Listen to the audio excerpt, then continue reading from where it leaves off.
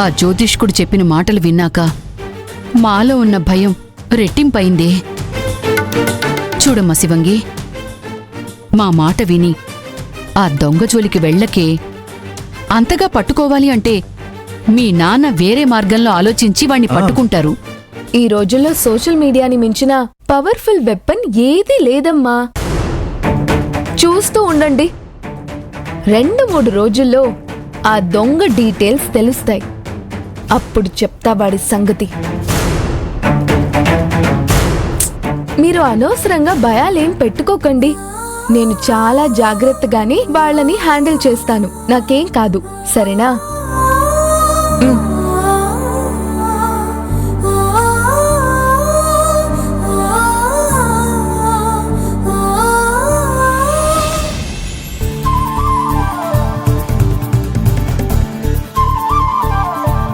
May I come in sister?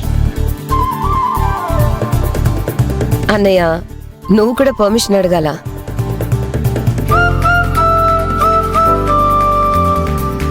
నువ్వు ఏ మూడ్లో ఉన్నావని? I mean normal mood. Wonder. ఎందుకలా? లేకపోతే ఏంటి, అమెరికా వెళ్ళిపోవాల్సిందే అని అంత పట్టుబట్టి మహేష్ని ఆలోచించుకునే టైం కూడా ఇవ్వకుండా ఎమోషనల్ బ్లాక్మెయిల్ చేసి తను బయలుదేరేటట్టు చేసిన నా చెల్లెలు కనీసం ఎయిర్పోర్ట్ దాకా కూడా వెళ్లకుండా ఇంటికి తిరిగి వచ్చేయడం ఏంటి? Anyway, thanks. నాకా? మీ ఫ్రెండ్ కమ్ బావగారు మహేష్ కా? మీ ఇద్దరికీ కాదు. ఇంకెవరికి? ఆ అమ్మాయికి. ఏ అమ్మాయికి? మీ అమెరికా ప్రయాణం ఆపి మిమ్మల్ని ఇంటికి, ఐ మీన్ వెనక్కి రప్పించిన ఆ అమ్మాయికి. నో నో నో నో, ఆ అమ్మాయి ఎవరో చెప్తే ఆగుతామా ఏంటి? నేనే మహేష్ చెప్పిన మాటలకు కన్విన్స్ అయ్యాను. తనకిష్టం లేని పని చేయడం ఎందుకని అమెరికా ప్రయాణం క్యాన్సిల్ చేశాను. నిజం చెప్పు. ఏ నిజం చెప్పాలన్నయ్య? ఇన్నాళ్ళు నిన్ను ఏనాడు అడగని ప్రశ్న అదే, నువ్వు నన్ను నిజంగా ప్రేమిస్తున్నావా అనే ప్రశ్న మహేష్ ఇవాళే నిన్ను ఎందుకు అడిగాడంటావు? అమెరికాకి వెళ్లకుండా తప్పించుకోవాలి అంటే మిత్రని లాక్ చేయాలి. అలా మిత్ర లాక్ అవ్వాలంటే ఒక స్ట్రాంగ్ ఎమోషనల్లోకి తీసుకెళ్లాలనుకున్నాడు. అందుకే ఏనాడు అడగని ఆ క్వశ్చన్ అడిగాడు. అదే, అలా అడగాలనే ఐడియా మహేష్కి ఇప్పుడే ఎలా వచ్చింది? ఎలా అంటే ఆ అమ్మాయి వలన. అన్నయ్య, నువ్వు అవునన్నా కాదన్నా నిజం అదే. తను మహేష్కి డైరెక్ట్గా చెప్పిందా? తను ఇంకెవరితో అయినా మాట్లాడుతున్న మాటలు విని మహేష్ ఇన్స్పైర్ అయ్యాడా అనేది నాకు తెలియదు. బట్ బావ నిన్ను అలా క్వశ్చన్ చేయడానికి కారణం ఆ అమ్మాయి మిత్ర, నో డౌట్. ఎస్. చూసావా, నిజం ఒప్పుకున్నావు. నర్సరీలోకి వెళ్ళొచ్చాకే మహేష్ నన్ను అలా అడిగాడు. దానికి కారణం ఆ అమ్మాయి ఇన్ఫ్లుయెన్స్ చేసిందని ఐ కెన్ గెస్. బట్ లోహికి కోపం వస్తుందని. వాట్? లోహికి కోపం వస్తుందా? ఎస్, నువ్వే చూసావుగా. ఆ నర్సరీ అమ్మాయి టాపిక్ తెచ్చినా, ఆ అమ్మాయి పేరెత్తినా లోహికి చాలా కోపం వస్తుంది. సో అర్థమైంది సిస్టర్. ఎలా అయితేనే మీరు అమెరికా వెళ్ళడం లేదు, ఇక ముందు వెళ్ళరు. I'm so happy. అనయ్య, బట్ నాకు భయంగా ఉంది. భయమా? ఎందుకమ్మా? ఆ ఆనంది కూతురు. ఆనంది కూతురు? అవును, ఆ ఆనంది కూతురు ఈ విజయవాడలోనే ఉందని నా స్ట్రాంగ్ డౌట్. ఆ ఆనంది కూతురు కోసమే అశ్విన్ వాళ్ళ మదర్ వెతుకుతుంది. అది కానీ ఇక్కడే ఉందా? దాన్ని మహేష్ చూశాడా? అంతవరకు వస్తే మనం చూస్తూ ఊరుకుంటామా? అది మహేష్ కంటపడిన తర్వాత మనం చేసేదే ఉంది. డోంట్ వరీ సిస్టర్, ఆ అమ్మాయిని ఎలాగైనా కనిపెడదాం, పట్టుకుందాం. ఎలా? How is it possible? ఆ ఆనంది కూతురు ఎలా ఉంటుందో, దాని ఫీచర్స్ ఎలా ఉంటాయో తెలియకుండా.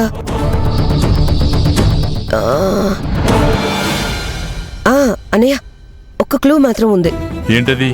ఆనందికి పుట్టిన కూతురు సేమ్ టు సేమ్ ఆనందిలాగే ఉందని పుట్టినప్పుడు చూశానని అశ్విన్ వాళ్ళ అమ్మ చెప్పింది. పుట్టినప్పుడు పిల్లలు వాళ్ల పోలికలతో ఉన్నారు, వీళ్ళలాగా ఉన్నారు అంటారు. బట్ అది కరెక్ట్ కాదు సిస్టర్. 20 ఏళ్ల తర్వాత ఆ పాప అమ్మాయి అయి ఉంటుంది. ఆ అమ్మాయి ఎలా ఉంటుందో చెప్పడం కష్టం కదా. లేదన్నయ్య, స్మాల్ చేంజెస్ వచ్చినా కూతురు తల్లిలాగే ఉంటుంది. అయితే నో ప్రాబ్లం. ఆనందిలాగా ఉండుంటే తనని ట్రేస్ అవుట్ చేయడం వెరీ ఈజీ.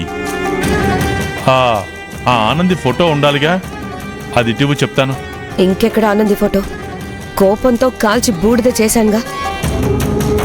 ఛా, అయినా నో ప్రాబ్లం. ఆ అమ్మాయి మనకు దొరుకుతుంది. ఎలా? అశ్విన్ వాళ్ళ అమ్మ ఆ అమ్మాయి కోసం వెతుకుతుంది కాబట్టి ఎప్పటికైనా ఆవిడ ఆ అమ్మాయిని పట్టుకుంటుంది. నువ్వు చేయాల్సిందల్లా ఆవిడ్ని ఫాలో అప్ చేస్తూ ఉండడమే. యా, గుడ్ ఐడియా అన్నయ్య. నేను ఆ పని మీదే ఉంటాను. నువ్వు ఆ పనిలో ఉండు. ఆనంది కూతురు ఎవరో తెలిసాక మహేష్ కంటపడకుండా ఏం చేయాలనేది నేను చూసుకుంటాను. ఓకేనా? ఓకే ఓకే అన్నయ్య.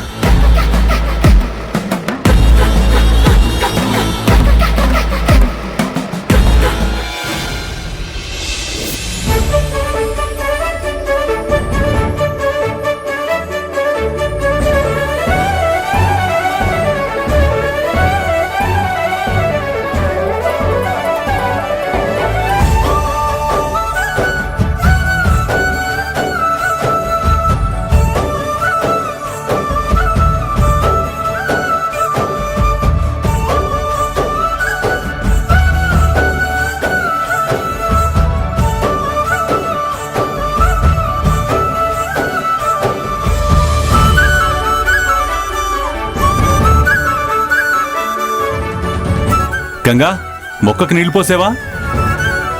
నేనే పోసాను మావయ్య. హే, థ్యాంక్స్ రా. దీనికి కూడా థ్యాంక్స్ చెప్తారా మావయ్య? రే, మొక్కకైనా చెట్టుకైనా నీళ్లు పోయడం అనేది సాధారణమైన విషయం కాదురా. అది ప్రకృతికి మనం చేసే సేవ. అవునా? నేను అంత దూరం ఆలోచించలేదే. అయితే రోజు సేవ చేసుకుంటానే. వెళ్ళొస్తానే. హ? ఓకే మావయ్య. నేను చెప్పింది నీకు కాదురా. మరి ఇక్కడెవరూ లేరుగా. నేను వెళ్ళొస్తా అని చెప్పింది ఈ మొక్కకి. మొక్కకా? ఈ మొక్కతో మాట్లాడుతుంటే ఆ అమ్మాయితో మాట్లాడుతున్నట్టే ఉంటుందిరా. మావయ్య మళ్ళీ శివంగి టాపిక్లోకి వెళ్తున్నాడు. కట్ చేయకపోతే డీప్లోకి వెళ్తాడు. మావయ్య, కంపెనీకి వెళ్తున్నట్టున్నావు?